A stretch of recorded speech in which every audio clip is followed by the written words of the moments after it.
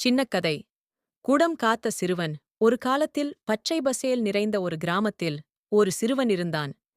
அவன் எப்போதும் சந்தோஷமாகவும் உதவி செய்யத் தயார் நிலையில் இருப்பவனாகவும் இருந்தான். ஒரு நாள் காலையில் வயலில் நடந்து சென்றபோது பாதையில் ஒரு மண்குடம் உடைந்து போகாமல் கவனமாக வைக்கப்பட்டிருந்தது. அதை யாரோ ஒருவருக்கு முக்கியமானதாயிருக்கலாம் என்று அவன் நினைத்தான். சுற்றி பார்த்தான். எவரும் இல்லை. ஆனால் குடத்தை காத்திருக்க வேண்டும் என்று அவன் மனம் சொன்னது. சிறுவன் அங்கு நின்று கொண்டு குடத்தின் பக்கத்தில் நிழல் படுத்து அதை பார்த்துக் கொண்டிருந்தான். சிறிது நேரத்தில் ஒரு வயதான பாட்டி அங்கே வந்து, "மகனே, என்னுடைய குடத்தைக் காத்திருக்க நன்றி. நான் தண்ணீர் எடுக்கச் சென்றேன்" என்று மகிழ்ச்சியுடன் சொன்னாள். அவன் சிரித்தான். "பாட்டி, இது ஒரு சாதாரண குடமல்ல. உங்கள் உழைப்பின் பலன். அதைக் காப்பது என் கடமை" என்றான்.